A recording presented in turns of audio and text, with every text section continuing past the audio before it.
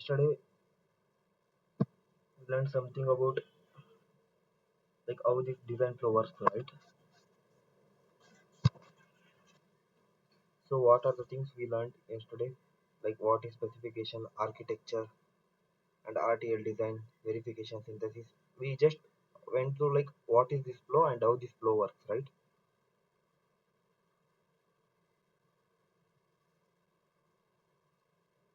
So like after yesterday's class, like we already understand what is the like stages, what's inside the stages, every stage is going on, right? Like fifth stage we learned something like RTL simulation, like register transfer level. Like inside this we learned like how the verification will be done, like using test bench code. We already know. So after writing RTL and running simulation, we enter one of the most important phases of chip design is verification. Okay. So a surprising fact is that nearly 70% of the total project effort is spent on this verification. Okay. So like many students think design is the hardest part, but in industry verification is often bigger than design. Okay. So why? Because like anyone can easily design, like write the code. Okay. So like like anyone can easily code, like using some tools they can code easily, but to at the time of verification, like there is something called as automatic like automated testing, but inside that also there's there will some bugs that you can't like identify. So in that time you need to do what is like manual testing. Okay. So yeah, but like why is the verification is after bigger than design? Because manufacturing a chip is extremely expensive. Okay. So let's compare like stage. Okay. Like bug found in RTL.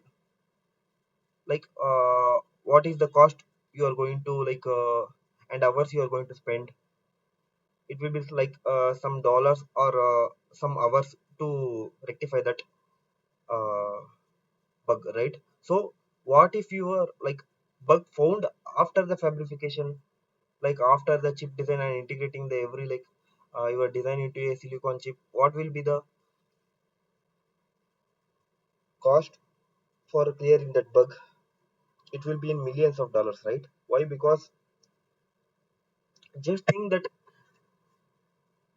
that a chip is like busted. Okay. So instead of spending that many like millions of dollars on that chip, you can easily generate another one, like if you are going through every process correctly. Okay. Like I need to give an example. Okay. Like just to search what is the Pentium FDIV bug. Okay. So like this is an example. Okay. Like just remember the name Pentium FDIV bug. Okay. So in 1994,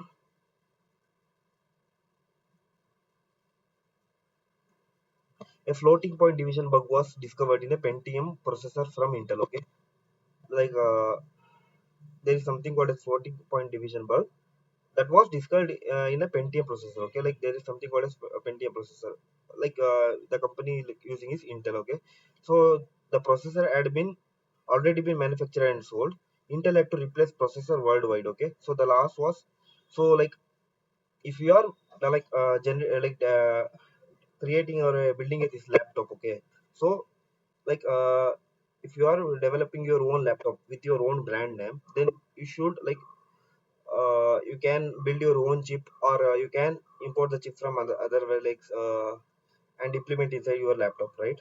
So what happens, the processor that the chip that you are building as a bug. Okay. So many of them as are already bought. Okay. Like the chip or that laptop. So if you found any bug, like who is the responsible for to clearing that bug, right? So the chip company should be responsible, right? So obviously it's going to like somewhat millions of dollars will be spent, right, to clear that bug. So like that only, like in real time 1994, this Pentium processor like Intel has a floating point division. Okay. Like division bug. Okay. So because of that, Intel had to replace processor worldwide, so they lost hundreds of millions of dollars. Okay, so after hearing this example, let's come to like what will be the goals of verification. Okay, like the main goals of verification are detect bugs, find design mistakes before manufacturing, and validate specification. Validate specification means check whether RTL matches requirement. Okay, like you should like before I'm said already said right, before designing anything you should have requirements like what are the things I should use and what is the threshold that I have set for this design, like that you should think, right? So validate specification is nothing but check whether RTL matches your requirement. Okay, so coverage closure. Okay, what is meant by coverage closure? Like ensure every possible scenario is tested. Okay, like for like I said, right, for a AND gate. So for AND gate, if you are designing a AND gate, then for test bench you need to test every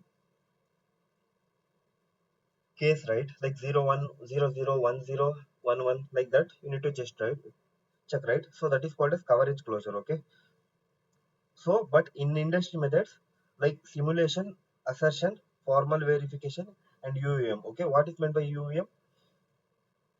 Universal verification methodology. Okay, so these are some industrial methods that are going to use inside this verification process. What are the methods? Simulation, assertion, formal verification, UVM. Okay, so just remember one key point in this verification. Like verification is not proving that design works. Okay, like if you are building a design, verification is it's not like you're proving that this design is good. You should prove that the design can't fail. Okay, like if you are checking something, then you will check for like every possible outcome, right? Like what happens if I output input like this, what will I get output, like that only you will check, right? So the more failures you discover inside the verification before fabrication, the better the chip you are going to build. Okay, just keep this key point in your mind. So after that, logic synthesis. Like once RTL is verified, okay, like in verification, once the RTL is verified, we move to a logic synthesis. So okay, so the RTL code cannot be fabricated directly, right? Like you can't place the code on that chip and you can't like make any chip, right? So that's what I'm trying to say. Like the RTL code cannot be fabricated directly. So like fabrication plant doesn't understand logic very like understand very log. So it understand what it's going to understand. It's going to understand only like resistors and like gates and transistors. Okay. So these are the only things that fabrication knows. So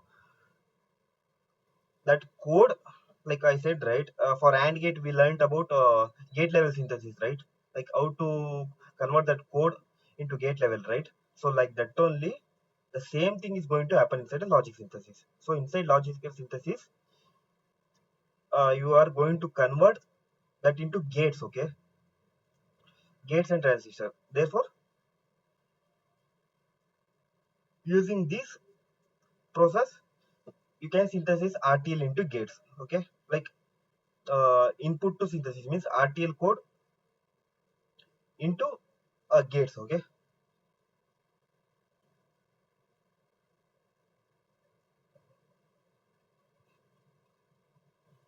like I said, right, in RTL before synthesis, your code looks like this: assign sum is equal to a plus b. Okay, okay, but it is a UL readable form. Okay, like I said, right, one machine can only understand zeros and one. So okay, so if only machines can understand 0 1, so just go back to basic concepts. What is the output you are going to get inside a gate? Just gate and transistors, like everywhere zeros and ones, right? So you need to convert your code into gates, okay, and transistors. Then only you can fabricate and place that gates on a chip. Okay,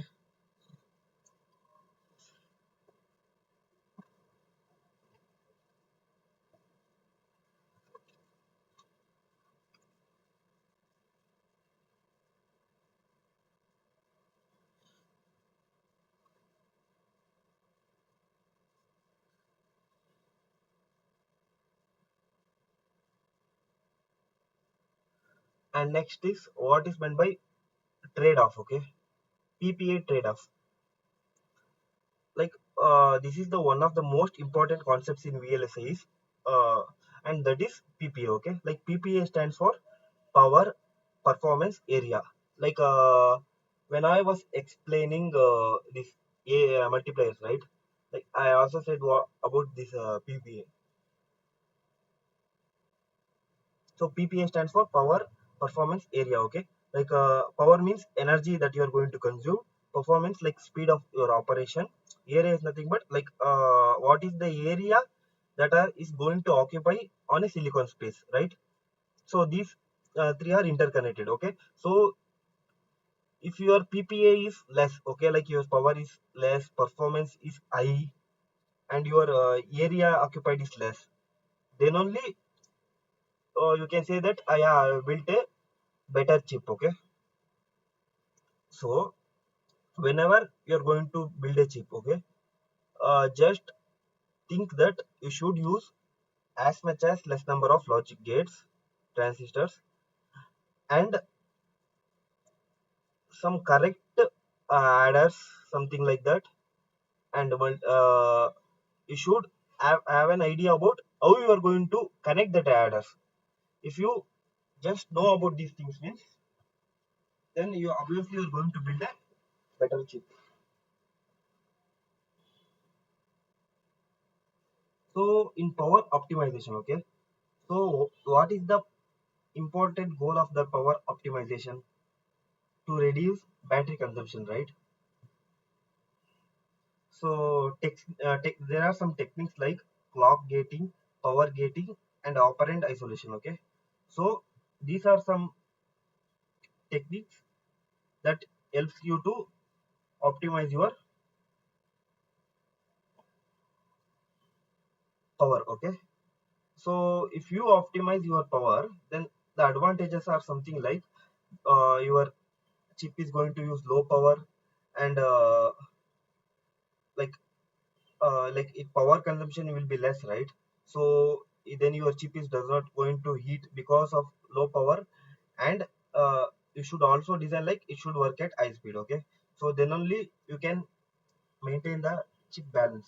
But there will be one disadvantages. Okay,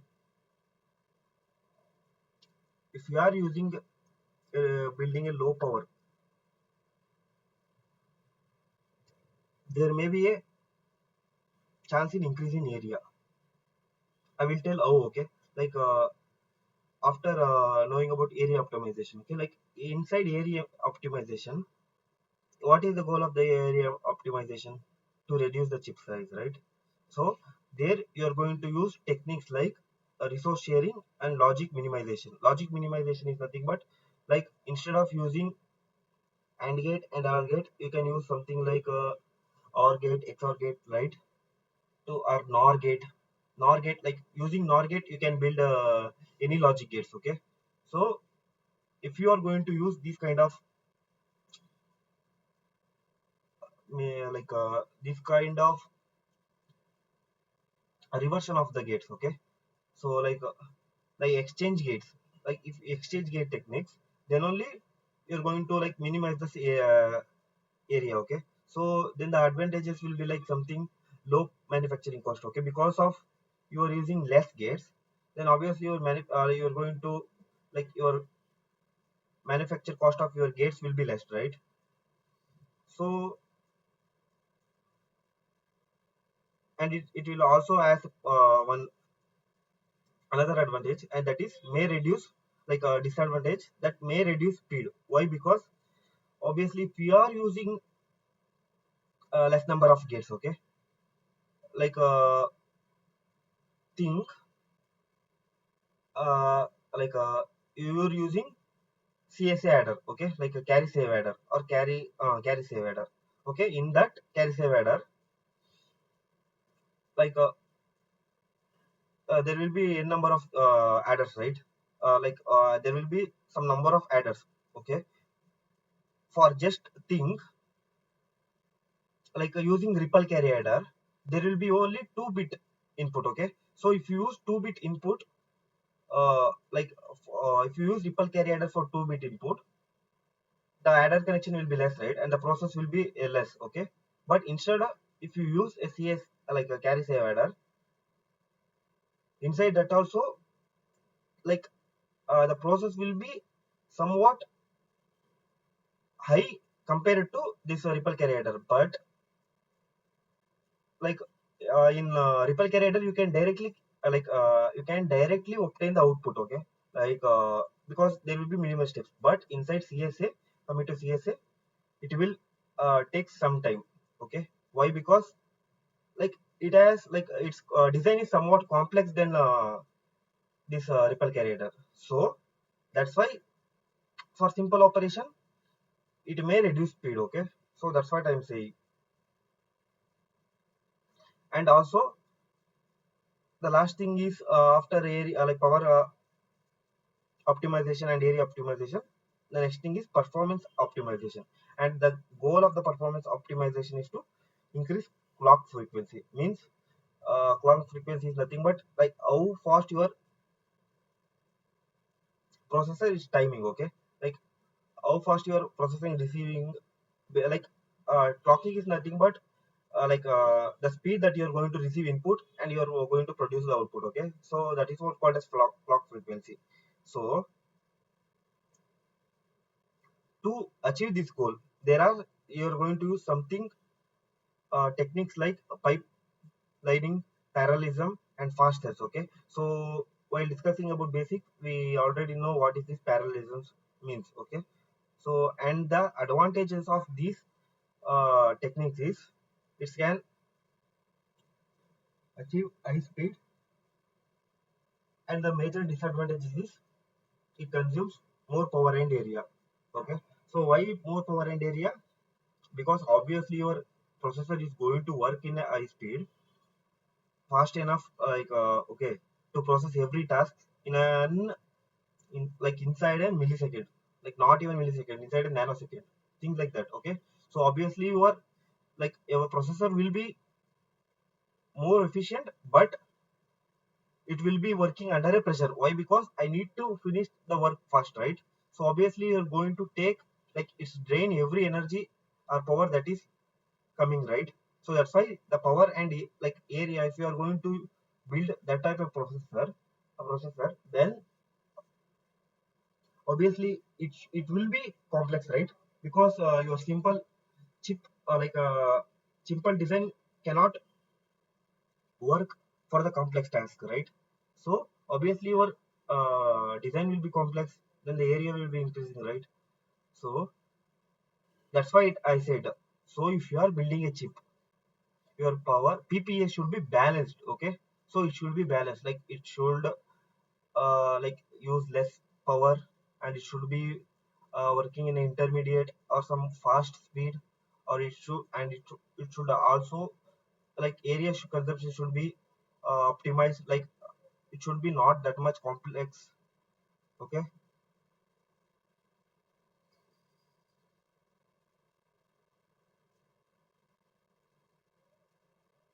so what I'm trying to say that there is no such thing called as perfect chip. Okay, so even just think, I will give example. Okay, like in a smartphone chip. Okay, like what is the highest priority of the smartphone?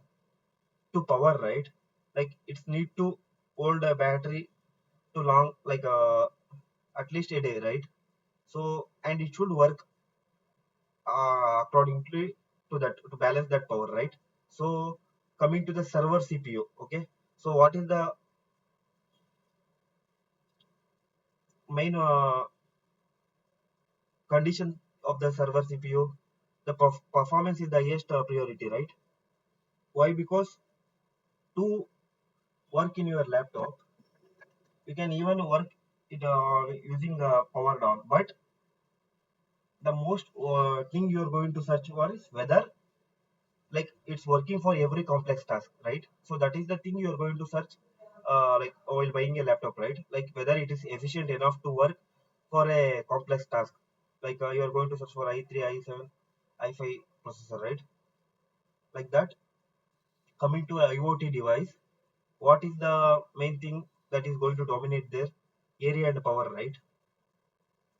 because in IoT device there will be a delay. Okay, so you can't achieve speed here there, but the main things that are dominating are area and power. Okay, so from these examples or situation, you're going to get the idea that there is no perfect design. Okay, so every VLSI design is compromised between power, performance, and area. Okay, like if you are building something fast enough, then there should be compromised between power and area. Okay, so this is how you are going to work, like our build or design a chip. Okay,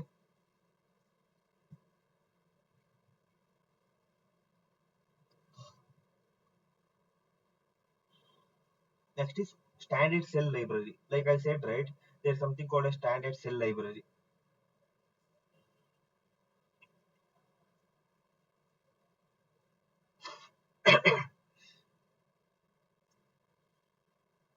Like for input synthesis. Okay, like RTL, for input synthesis, I said there's something there is called as RTL code, standard cell library, and timing constraint. Okay, so you should know what is that standard cell library means. Okay, like think of it as a box of Lego blocks. Okay, you guys know Lego blocks, like the thing, like you're going to build like something called as house, ship, using blocks, like the toys. Okay, so Lego blocks. So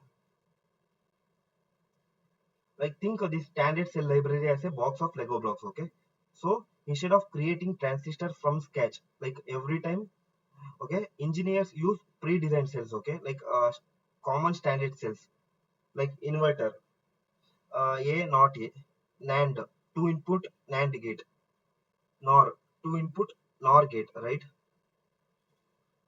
There should like NOR gate have two input, and XOR, like what is XOR? Exclusive OR. Okay, and DFF, flip flop stores. Okay, so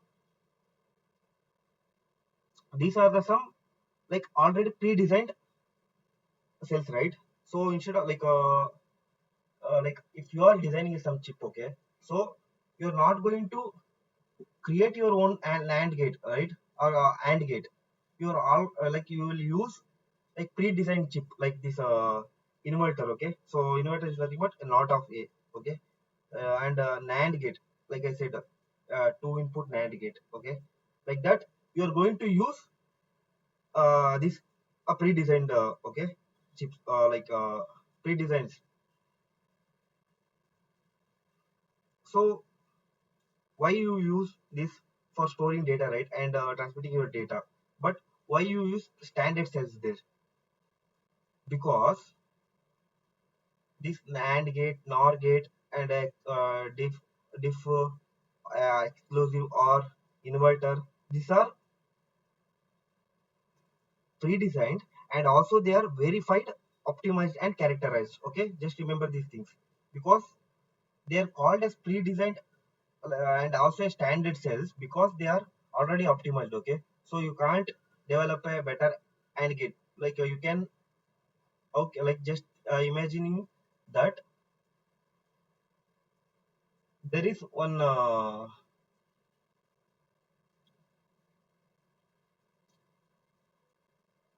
like God has already created mind, right? Mind. Okay, just think God has already created mind. Okay, so you just can't say that I'm going to create another mind. Okay, so that things like these kind of things like looks funny. Okay, so that's what I'm trying to say, like because there are some things that is already predefined and they are at its peak. Okay, like they have been optimized. Okay, so you are going to use that because they are the open source. Okay, like they can be easily available for everyone. Okay, so you are going to use the same design. Okay, why? Because they are verified, optimized, and characterized.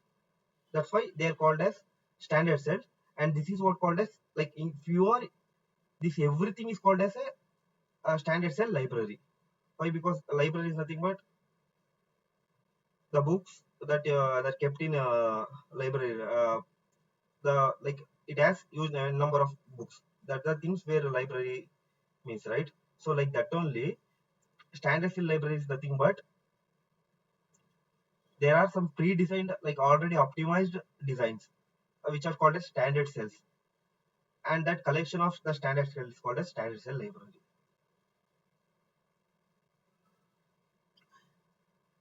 And also there is also a one term why they are called a standard cell. Okay, so because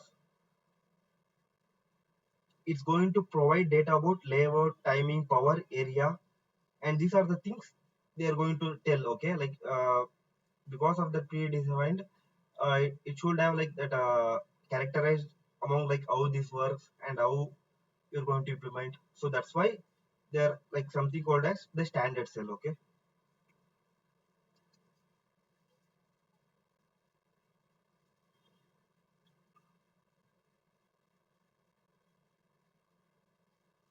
and next DFT. DFT is nothing but, and next stage will be like DFT. What is DFT means? Design for testability. So there is one question, like after manufacturing a chip, okay, how do we know it works correctly? How? We need to test, right? So, but uh, in that testing, internal signals cannot be accessed directly. Okay, so like you can't check how the signals are moving, right? So like if you are getting output, okay, if you are passing input and you are getting output, but inside the chip you can't understand how the inputs are behaving, right? So for that, to see that behavior, we are going to use this DFT. Okay, so what these VLSI designers are going to do, they are going to add this DFT structure inside that design. Okay, so this helps like internal testing of the chip, like how they are going to like how behaving inside a chip. Okay, so these there are some of the benefits like adding these DFT structures, like it can detect manufacturing defects. Okay, and it can improve your yields, like you can know how your design is working, and you can also check whether you will get an idea whether I can better my like upgrade my design. You will get an idea because you can see the behavior of that particular chip. Okay, so if you are getting the idea of that behavior of particular chip, then you will think, yeah, if I connect this adder with this adder, then there will be no use of this another adder, right? So you will get some ideas like this. So this is DFT is the thing that helps you to upgrade your chips. Okay, so and there are some techniques like common DFT techniques, and they are like something scan chains, ATPG, BIST, JTAG. Okay, so these are the things like common DFT techniques that are present. Okay, so we will understand like what are these things one by one. Okay, so sang chain concept. Okay, what is sang chain concept? So just think. Okay, like just consider four, you have four flip flops. Okay, normally how the four flip flops will be connected, like flip flop one is connected to second, third, and fourth, like this seriously they are connected. Okay, inside these flip flops you can't determine the internal values. Okay, like how the things are acting. Okay, so using DFT inside these flip flops, it helps to modify them, like how that particular design is working. Like just think, you have something I said, right? Your flip flops 1, 2, 3, 4 are connected in series. Okay, for that flip flops you will connect something called as scan in and scan out. Okay, scan in is connected to obviously its name is going to suggest that scan in means it's going to connect to the input, means it's going to connect to the your first flip flop like F1, and scan out is connected to the same uh, like that end of that scan out, okay, the end of that flip flop. So it's going to tell that how the data is being shifted inside that, and how that capture mode is like circuits operates normally, and also the shift out means how the result are observed. So if you are just getting the idea of these things like capture mode, shift out, and how the data has been shifted inside, then this allows engineers to see internal states and how it's working, right? So that's why this DFT are used. And I hope everyone got how the scan out scan chain is working with the use of scan in and scan out, okay.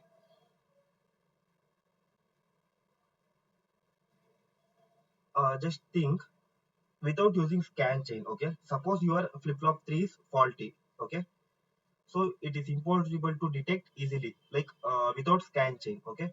If you have scan chain, then your fault will become visible. Why? Because you're passing input, okay, and you are like observing everything, so what is going on inside flip flops 1, 2, and 3 and 4.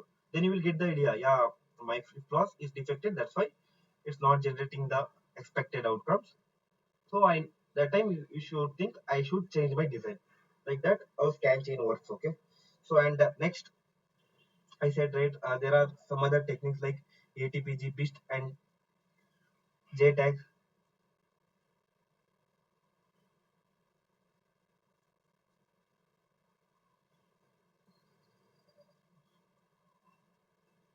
So ATPG is nothing but automatic test pattern generation, okay. So why it used? It is used to like generate test vectors automatically, okay. It will generate something like if your design is stuck at some place, like it has some faults, then it's going to generate a pattern suggesting that my node is permanently stuck at 0 or permanently stuck at 1. So ATPG software generates patterns to detect them, okay. I hope what is I got some basic idea of what is this ATPG, okay. Like it's a like automated testing means like it generates some pattern to check whether, like it will check using that patterns going to check your every designs, okay. So then it will get to know that uh, which part is faulty, okay. Based on that you are going to correct your design. After that, BIST is nothing but built in self test, okay. So like this chip it test itself how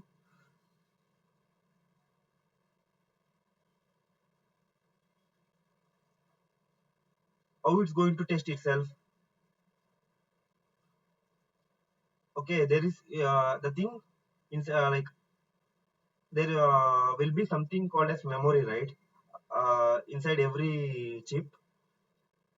Like first uh, before even processing, you need to know like how your things are acting, right. So that thing you're going to store inside a memory. Based on that memory, this built-in self-test, okay, that you are going to the techniques that you are going to use to check chip, it will check based on that whether am I getting something that I decide, okay. It will think like that. So if you are like if you have stored one, I should get one for this output. Then if you are getting 0, then it will check, am I getting the output that I have desired, okay. So if you are getting 0, then obviously it's wrong, right. So then you will get right, get to know that, yeah, something has like gone wrong here. So I will show like faulty output, then the user will get to know that, and then he will check the design, okay. This is how it's going to process inside a BIST technique, okay. And these are the some uh, these techniques is used in some memory processors and communication ICs, okay. So these are some areas this BIST technique is used. And JTAG, JTAG is nothing but joint test action group, okay. like it's a standard IEEE 1149.1. Okay, so the task is just think about what is this J tag, okay, and why it's used. Because if I say everything, then you guys will listen and leave it simply. Okay, so at least you need to add some efforts to check whether like what is this thing and how it's processing, right? So I have explained that other three. Just check what is this J tag is. Okay,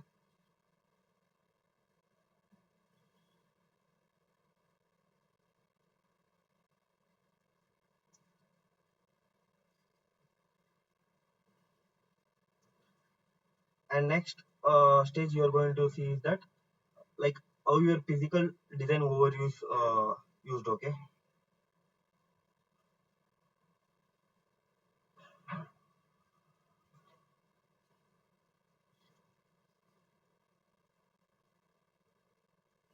so just like think this is the stage you're entering into your back end design phase. Means like everything before this stage will be like somewhat logical. Means you're implementing something like codes, logic gates, something like that.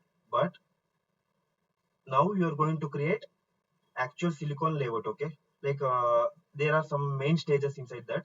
They are like floor planning, placement, CTS, routing, and sign off verification.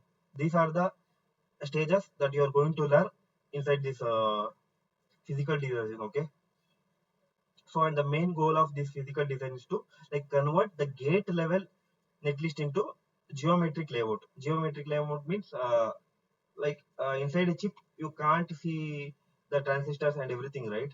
You just see a white like silver line, like that kind of things.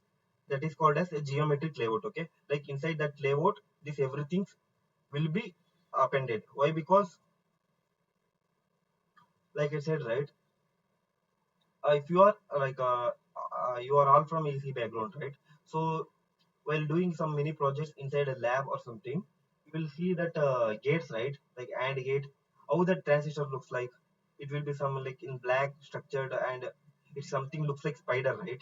It will be four arms like this side and this side, like that. It's how it looks, right?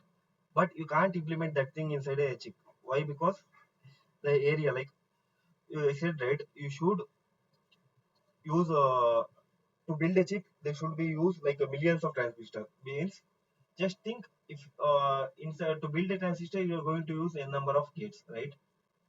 So if you use that gate type of gates inside a chip, then how big the chip will be? If you then to make it like a chip look like a chip, do it look like a chip? So that's why they are going to use a geometric layout. Okay, they're converting that gate level netlist into a geometric layout. So I hope this is enough for this class. Okay, so from tomorrow I'm going to start this how this physical design works. Okay,